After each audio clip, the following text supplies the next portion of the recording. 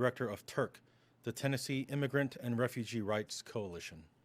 Director Chief William Swan of the Office of Emergency Management and Nashville Fire Department, and Dr. Michael Caldwell, Director of the Metro Public Health Department, are here with us to help answer your questions. We will now begin with Mayor John Cooper. Good morning, Nashville. I'd like to begin today by extending our wishes for a full recovery to those who are sick with the coronavirus, and our deepest sympathies to the loved ones of those who have died, and it is a blessing in Nashville that that number is only 22. We must work together to further flatten the curve of the coronavirus in our community. Please remain safely at home whenever possible, and only leave your homes to run essential errands, and remember to wear face coverings when social distancing is difficult to maintain in public settings. Now, as I've mentioned, your efforts will largely determine the end of the Safer at Home order and the beginning of our city's safe economic restart. The Metro Coronavirus Task Force is tracking the public health benchmarks required to enter the first phase of the roadmap for reopening Nashville, and Dr. Alex JAHANGIR will report on these criteria momentarily. The phased, data-driven framework for the roadmap for reopening Nashville contains metrics for carefully reopening our community in stages with built-in triggers to revert to previous phases to protect public health if necessary. As a reminder, the required criteria to begin phase 1 of our plan includes an acceptably stable or sustained decline in new COVID-19 cases over a 14-day period, adequate testing and PPE supplies for our region, low transmission rates, and the ability to conduct contact tracing investigations throughout Davidson County. As we track these criteria, we are also continuing to gather data to determine exactly how COVID-19 is affecting different communities within Davidson County. This morning, I want to welcome back Leslie Waller, epidemiologist with the Metro Public Health Department, who will present the updated Metro COVID-19 heat map and discuss how public health officials are responding to confirmed cases throughout our community, including robust contact tracing investigations and public education efforts. I also want to welcome Stephanie Tetreault, Co-Executive Director of TURC, the Tennessee Immigrant and Refugee Rights Coalition, who is here to discuss their partnership with Metro Public Health in addressing the coronavirus among our diverse immigrant communities, particularly in Southeast Nashville. I'm grateful to TURC for its leadership in our city's coordinated COVID-19 response. And as always, I'm glad to welcome Dr. James Hildreth, President and CEO of Meharry Medical College, who has joined us again this morning to discuss the coronavirus and our community's response to the disease. Speaking as a community healthcare leader and infectious disease expert, Dr. Hildreth always brings authoritative and thoughtful insight to these briefings and to the major Metro's Economic Restart Task Force. I'm grateful that Dr. Hildreth has joined us this morning. Remember to visit covid19.nashville.com to view the roadmap for reopening Nashville, and remember, we want to hear from you. Your feedback may further inform the roadmap and help us better understand how our economic reopening can best serve all Nashvillians, including businesses and their employees, faith in communities, and working families across the city.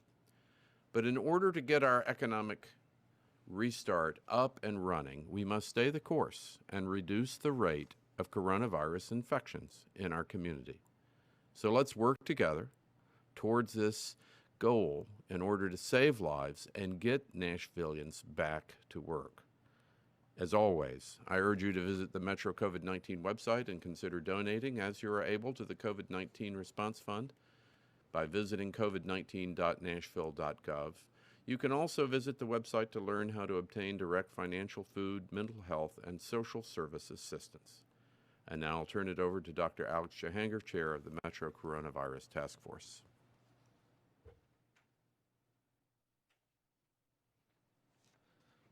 Thank you, Mayor Cooper, and good morning, Nashville. Here's the latest information on the coronavirus here in Davidson County. We now have 2,588 confirmed cases. That is an increase of 100 cases in the last 24 hours. We had an additional 2 deaths last night, an 81-year-old male and an 82-year-old female. Both had underlying health condition. That brings the total deaths of COVID fatalities in Nashville to 24.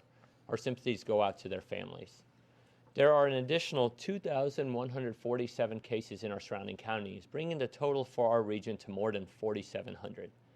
Of the Davidson County cases, 1,313 are currently active cases, and 1,251 residents have recovered and have been cleared.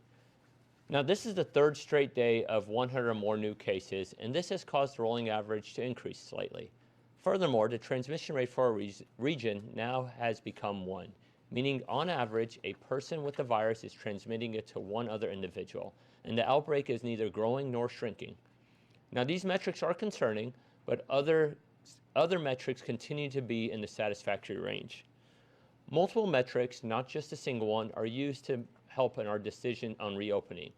We will soon be unveiling a dashboard that will show the status of each of the metrics on the covid19.nashville.gov website. This will allow you to see the information the task force is monitoring to determine the timing of phase 1 of the reopen roadmap. You know, in medicine, when we face a challenging problem, we look at the data available to us, and we get experts around the table to figure out the best way forward. This situation is no different. There's not one right answer, and Mayor Cooper is evaluating the data, and he has brought together leaders in public health, medicine, and business, all experts to figure out the best path forward. This morning, we are still not where we need to be in order to set a reopen date.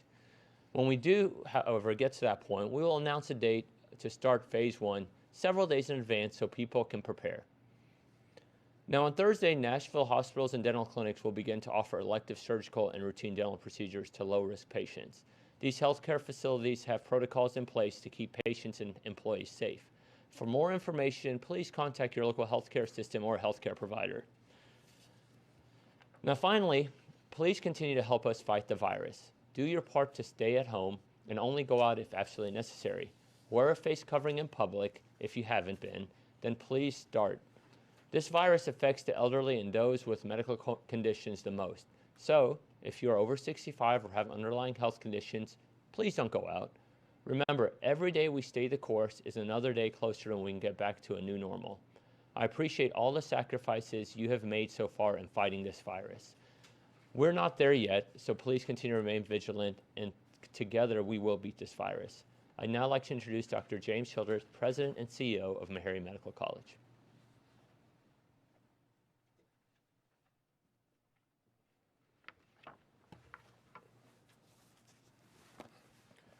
Good morning, Nashville.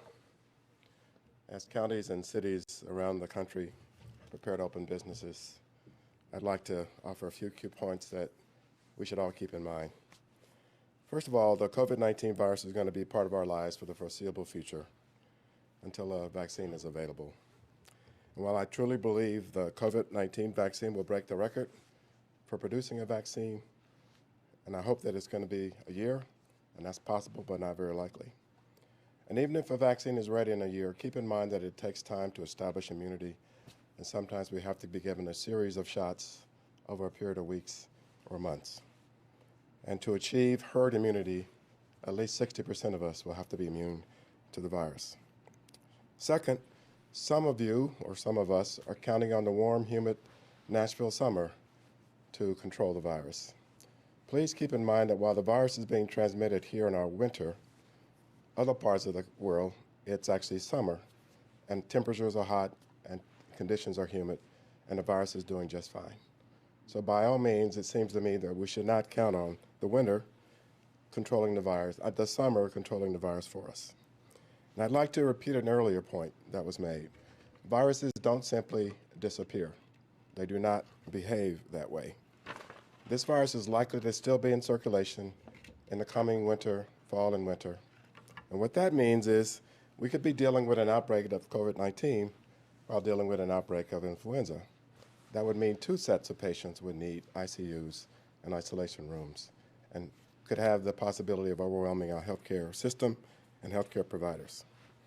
We also need to be reminded that the actions we have taken collectively over the last several weeks have not put the virus in retreat. What we've done is to make sure our healthcare system is not overrun.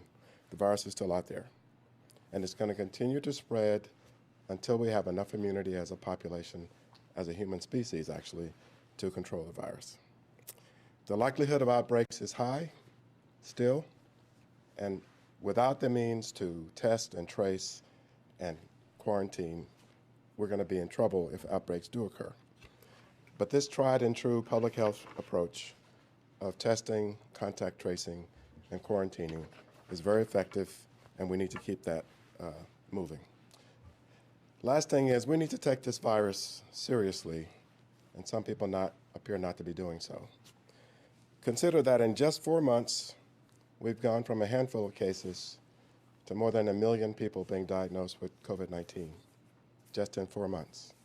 And on top of that, 56,000 people have died, which is virtually the same number that died in the long and protracted war in Vietnam. And some people have compared this to flu. They shouldn't worry about it. It's just like the flu.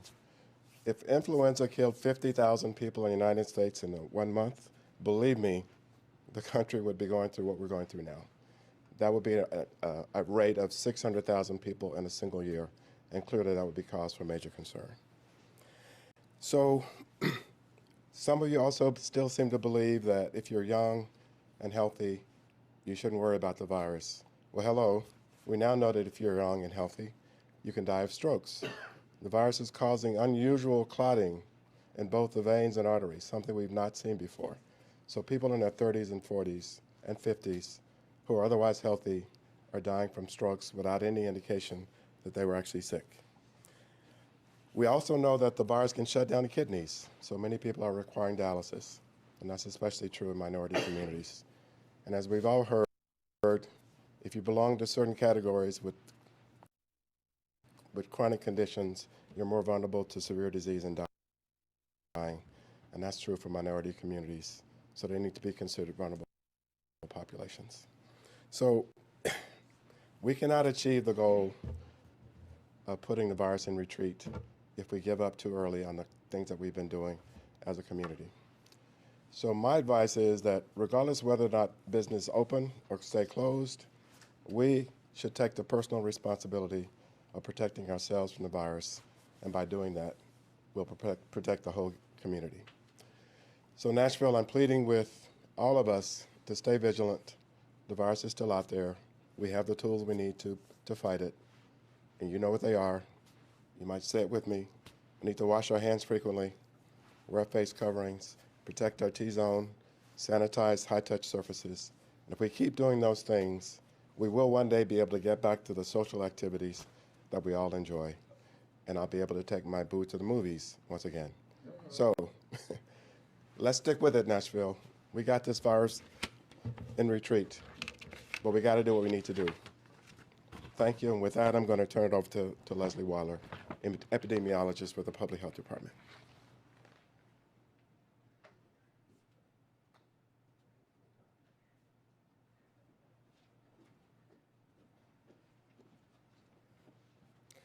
Good morning, everyone. As you now know, Nashville-Davidson County has had several days in a row with a high volume of cases reported each day. One of those reasons is more testing. With more testing comes more cases, and while we know that our positivity rate has fluctuated between 8.5% and 15% over the last couple of weeks, we do feel confident that these higher positivity rates are due to our ability to more rapidly test identified contacts, including entire facilities where there have been exposures and entire households where cases live. Testing of contacts has allowed us to find many mildly symptomatic or even asymptomatic cases who would otherwise act as unknowing vectors. Our cases identified over the last week are still geographically located and clustered in the southeastern part of the county. We know there are many diverse communities that reside here that can benefit from tailored support and programming. We also know that there is no one-size-fits-all approach to community education, especially during an emergency. This is one reason why our response team is constantly adapting our strategies based on what the data say. Last week, we were happy to share news of our partnership with the Tennessee Immigrant and Refugee Rights Coalition to help devise a strategy that can better help our neighbors through COVID. This week, we're happy to announce that Siloam Health has also joined our team. Together, our multilateral partnership has homed in on the best practices and processes to ensure that our response team can best support these more heavily impacted communities through COVID. The health department's partnerships are the backbone to our public health responses. As such, our work can only become more complete and more successful with their collaboration. I'm happy now to introduce Stephanie Tetro, Co-Executive Director at Turk. She and her organization have been incredibly supportive over the last few weeks as we've worked together to plan for COVID mitigation in some of our neighborhoods and communities, and I'm excited to have her share some of our progress.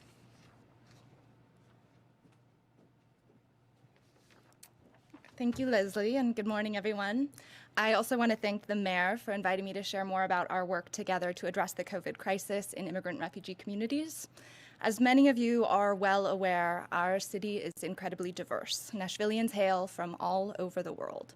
Some arrived just a few months ago, others have been here for many decades. This year, more than 130 languages were spoken in our school system. While much remains unknown about the coronavirus, one thing is very clear. Our personal health and well-being is interdependent with our neighbors, our coworkers, and societies at large. And that's why we must include everyone, including immigrants, in the solution to this public health crisis.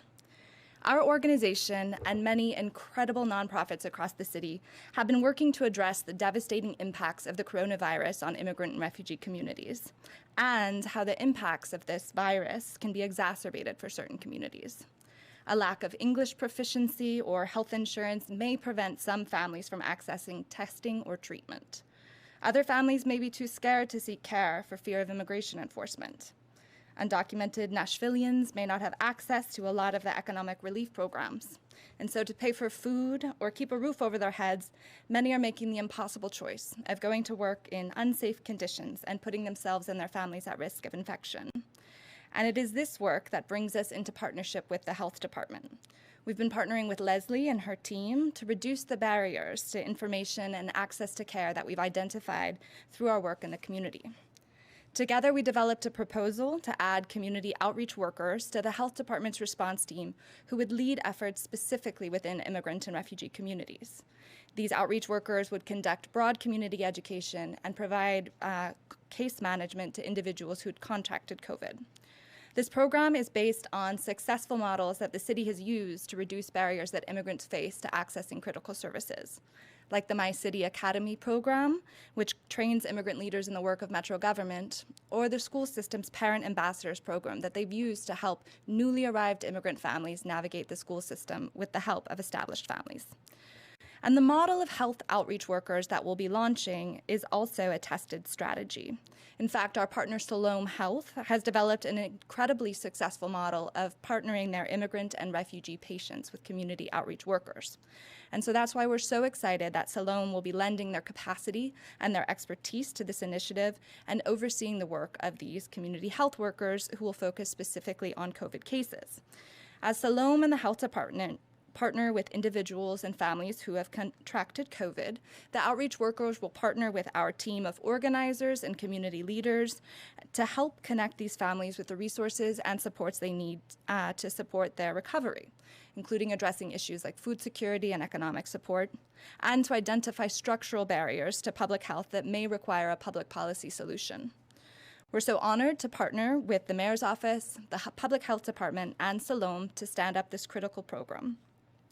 This important intervention will be connected to the broader efforts in the community to make sure that no matter where we're from or how we got here, that we all have access to testing and treatment and to the information and resources we need to care for our families. Because the only way we'll make it through this pandemic is together. Thank you.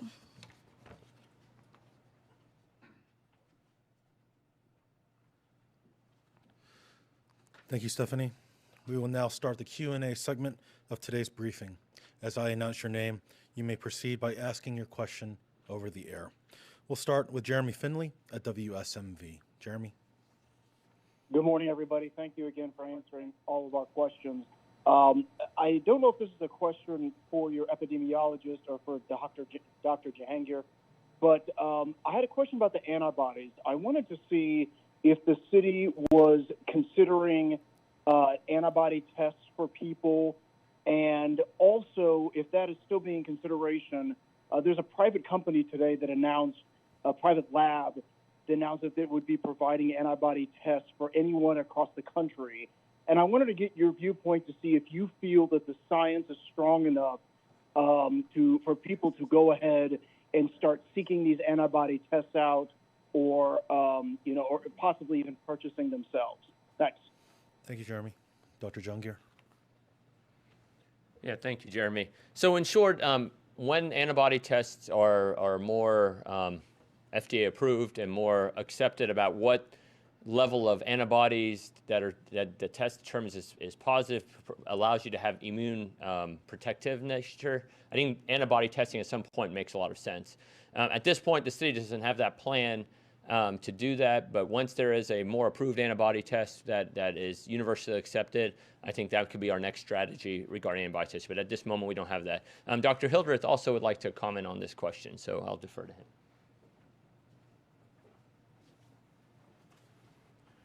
Everyone needs to be aware that there are 100 companies that apparently have developed antibody tests, and some of them, quite honestly, are not very good because they cross-react with other human coronaviruses. And unless the antibody tests are highly specific, produce reproducible results, and we can validate they're identifying COVID-19 antibodies versus antibodies to something else, they're a waste of time and a waste of resources. So we need to wait until we have an antibody that fits all of those criteria before we start doing widespread antibody testing. And the other thing to keep in mind is antibodies do not mean that you're immune. That has to be proven experimentally, and we are not there yet. So it's a great idea for determining how prevalent the virus is in our communities, but for the time being, having antibodies does not necessarily mean that you're immune to COVID-19. So we all need to keep those things in mind. But the bottom line is antibody tests are springing up all over the place, but quite honestly, some of them are just not very good. We need to wait until we have one that fits the criteria that we need.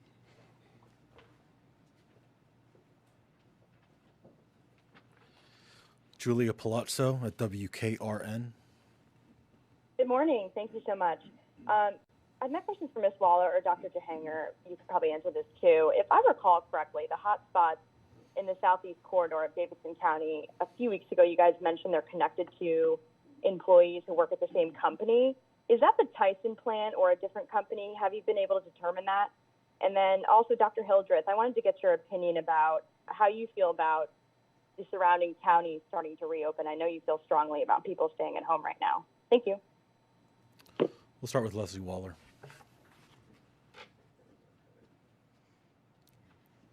Yeah, so we do have quite a number of cases who do reside in the southeastern portion of the county who are essential workers. And we are also simultaneously investigating numerous clusters in the city at this point. That does include organizations that we've discussed in the past, but also a variety of warehouse distribution centers and food processing plants. So it's all things that keep our lives going as we're all in lockdown for COVID, but it is impacting our essential workers quite heavily at this point.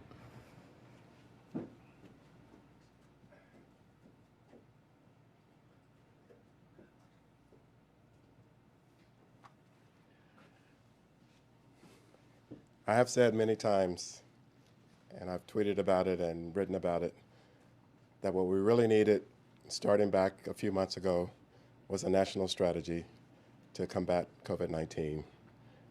But thankfully, we have leaders who made decisions based on science. And given that viruses do not respect borders, it is a problem when neighboring jurisdictions are not in sync, because people can travel between those municipalities. My advice to everybody is you take responsibility for your personal protection. And that means that even if a business is open, You don't have to patronize it if you feel uncomfortable doing so. And I'm not suggesting that people not patronize businesses. Please don't. That's not what I'm saying. What I'm saying is you now know what things you need to do as an individual to protect yourself and your families. I'm suggesting you do that whether you cross county lines or not. Just keep that in mind, that you can protect yourself by doing certain things. And if you go into a business and you don't feel comfortable that they've done the things that they need to do to keep you safe, then you have a decision to make. But clearly, viruses are not respecting borders. We need to remember that in all the things that we do. Nikki Janowitz at Fox 17. Nikki? Yes, hi, good morning. This is a two-part question, probably for Mayor Cooper. It's actually from some Nashville restaurant owners that I spoke with yesterday. Mayor, they were wondering if you would be willing to work with the governor to get the to-go liquor regulations extended beyond Thursday. As you know, a lot of those folks are still kind of doing those delivery to-go orders, and a lot of them are doing pretty well with the to-go beverages as well. They were hoping to have that extended, if possible, I guess. My second question was, they were also wondering, I understand that one of the requirements to begin phase one is 14 days of declining cases. Also wondering, when did the clock start on that? Has it started yet? Kind of how many more days are left, if it has? Yep, those are my two questions. Mayor Cooper? The answer to your question, the first question is yes, of course. We want to do what we can to help all of our restaurant partners and servers. The second question, I think, gets back to what is the data threshold, and as Dr. JAHANGIR has been clear about, is there multiple bits of data that go into this, including hospitalization rate, mortality rates, the net increase, so that's new cases minus recovered cases. It's time to doubling is to make sure that it's an arithmetic line, curve, not an exponential line. And to be careful, as Dr. Hildreth was saying, in 1 month you've had more deaths than the Vietnam War. In 1 year you will have unabated more deaths than we had in World War II. So being super careful is going to be important, but also let me follow on Dr. Hildreth's comments. People know what to do. We've spent a month teaching. Now people need to go do what they need to do, because the virus is going to be with us in all phases of reopening, and public health is the responsibility of the public. And your conduct is going to be able to get us through into different phases of reopening and keep each other safe.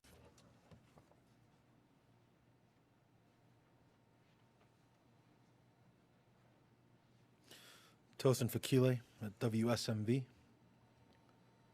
Good morning. I had two questions. The first is, I know Dr. JAHANGIR said tomorrow they're going to release unveil some more of the metrics they're following, but I just want to get his thought. At this point, with 3 days of back-to-back increases in cases, new cases, how are you feeling about reopening in early May? Because May starts this weekend, so I was just trying to get his thought on that. My second question is, and this is from a viewer, if a restaurant is permitted to reopen in Nashville but decides it's not safe enough to return, will the employees lose their unemployment benefits? Thank you. Thank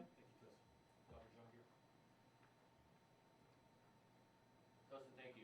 I'm not sure I committed to a date specifically of releasing the metrics, but I think we plan on doing it within the next day, so I'll commit to you there.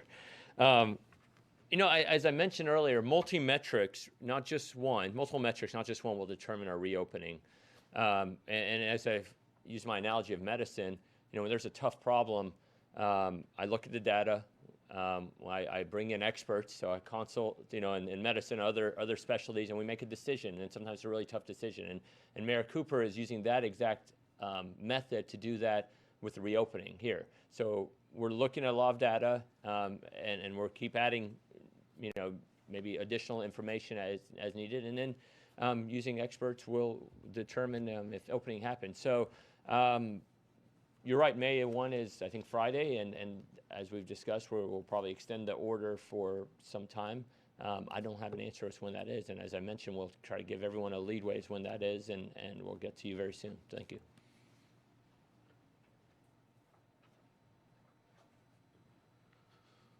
Chris Davis at News Channel 5. Chris?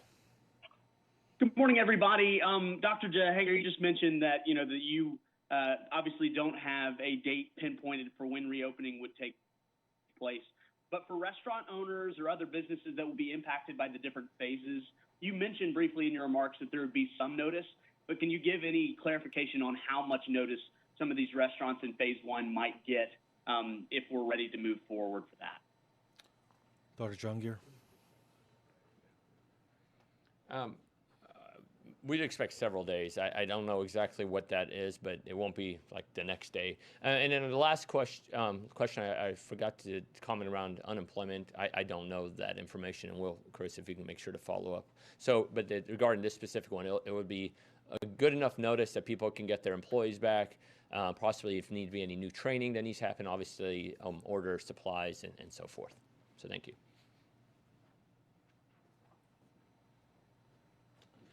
Nancy Amons at WSMV. Thank you. I have two questions for Stephanie. I hope I'm saying her last name right. Tetris. I'd like to hear her. Thank you. I'd like to hear her thoughts again on the undocumented workers not getting public money, so they're working because they've got to feed their families. And for Dr. Hildreth, I'd like to hear his thoughts on. Yesterday, I noticed the percent of positive tests was 10.9%, and it fluctuates. I'd like to hear his thoughts on the fluctuating rates of positive test results. Thanks, Nancy. We'll start with Stephanie Tetra. Thank you for your question, Nancy. So the whole purpose of the program that we're standing up with the Public Health Department is to address some of the unique barriers that immigrant families may have in accessing treatment and care for the COVID crisis. So my comment was in specific reference to some of the federal economic relief programs that, while they have been a lifeline for many people who have been out of work or have had reduced work because of the economic crisis accompanying this public health crisis, for undocumented Nashvillians and for mixed status families, they are unfortunately have been ineligible for those relief programs. And so it's our belief that addressing the economic crisis affecting immigrant families is critical alongside the public health measures.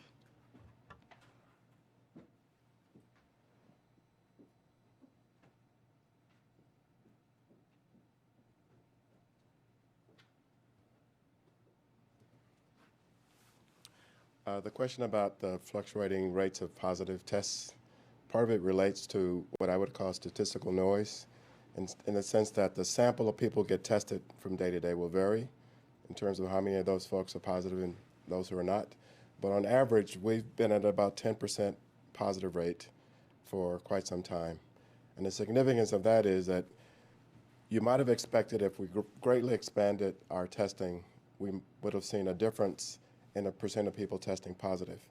Most of the experts say that if your positive test rate is in the 20s, you're probably not testing enough people, because we know that 20% of the population is probably not positive.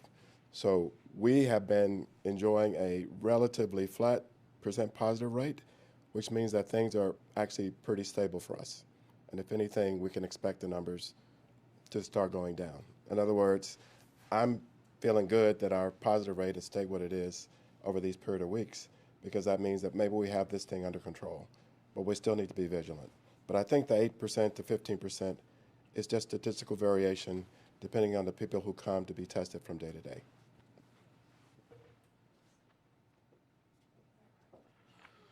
Samantha Max at WPLN. Hi, my first question is just a small one for Dr. JAHANGIR. It's just, when will the dashboard become available? And then my second question is for the mayor. Can you talk about what your communication with the governor has been like in terms of reopening the economy Has the governor been clear with you about the authority of the state versus local municipalities? And given the Attorney General's opinion issued yesterday, does Metro actually have any authority to stop a restaurant or store from opening right now? The first question is about when the dashboard will be made available, and then the second question is for the mayor in terms of conversations with the governor. We will start with Dr. Jahangir, and then we'll turn it over to Mayor Cooper. Dr. Jahangir. Hey, as I mentioned, I think the last question is we'll work to have the dashboard out within the next 24 hours, maybe later today, maybe tomorrow. I think just we'll have it out within the next 24 hours.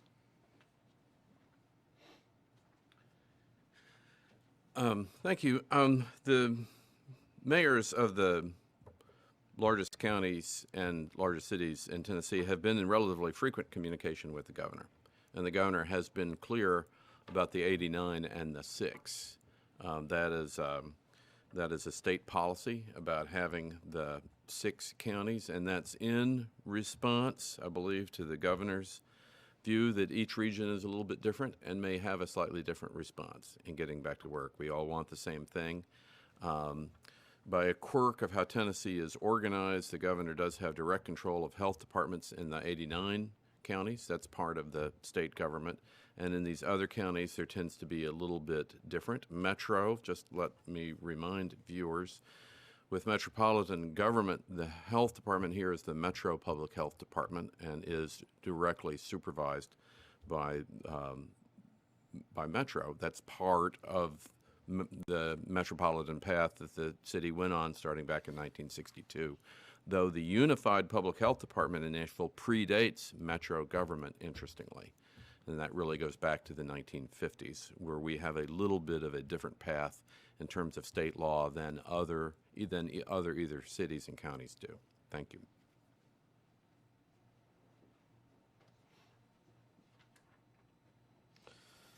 Nayeli Alamia with 96.7 FM. Thank you so much for taking our questions.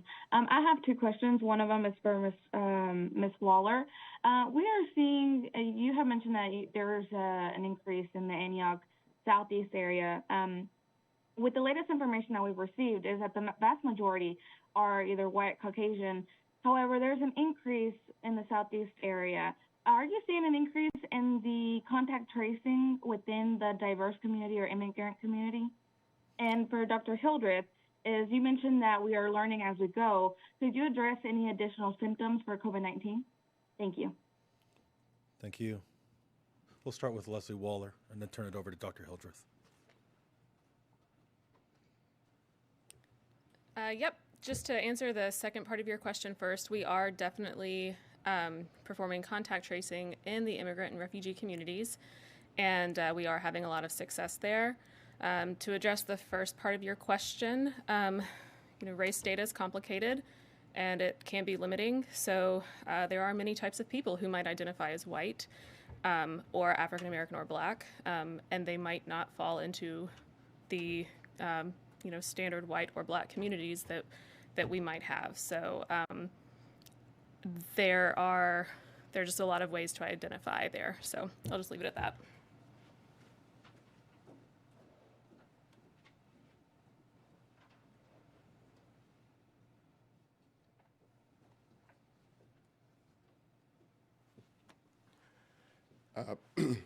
You may have read or heard that the CDC's added 6 new symptoms to those that indicate a possibility of COVID-19. And they're listed on the CDC website, but they include chills, shaking with chills, headache, and a couple of other things. But this reflects the fact that the receptor for this virus is all over the body. And in fact, when they do autopsies on people who've died of COVID-19, one of the pathologists was commented to say that he'd never seen anything quite like it, that the virus is replicating all throughout the body.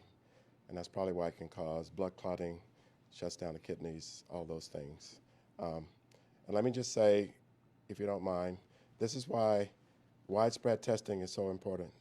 If we had been doing widespread testing from the beginning and doing careful histories of individuals who then test positive, we would have known this many, many weeks ago. And who knows, maybe some lives could have been saved.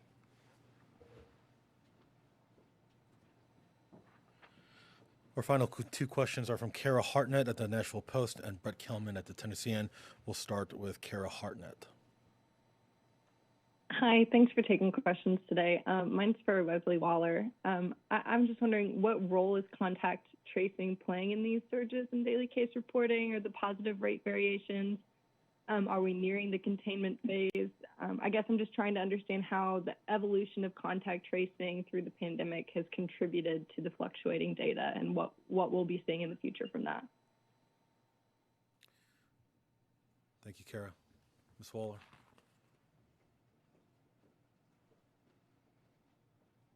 We can certainly attribute some of the cases that we're seeing to our contact tracing efforts.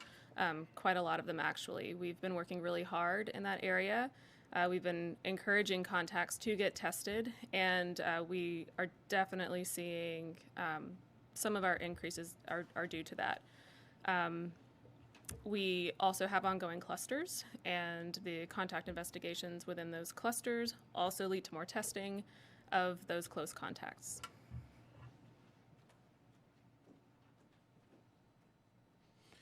And Brett Kelman at the Tennessean. Hi, everybody. One more question for Ms. Waller.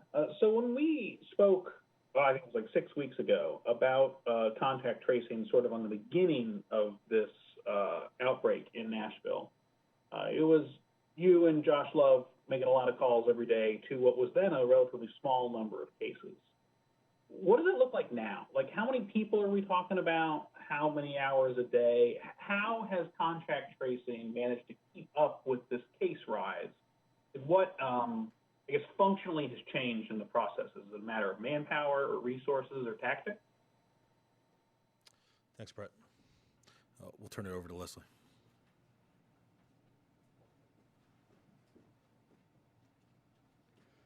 Hi, Brett. Yeah, thank you for doing that story. We really appreciated that look into our lives as epidemiologists. We have expanded our team. It is no longer just Josh and our small group of epidemiologists. We have a team of over 40 investigators right now, and in total, the people who are helping us to daily active monitor our cases and contacts, plus investigating our new cases, is over 80. So we've certainly scaled up, and we are scaling up even more.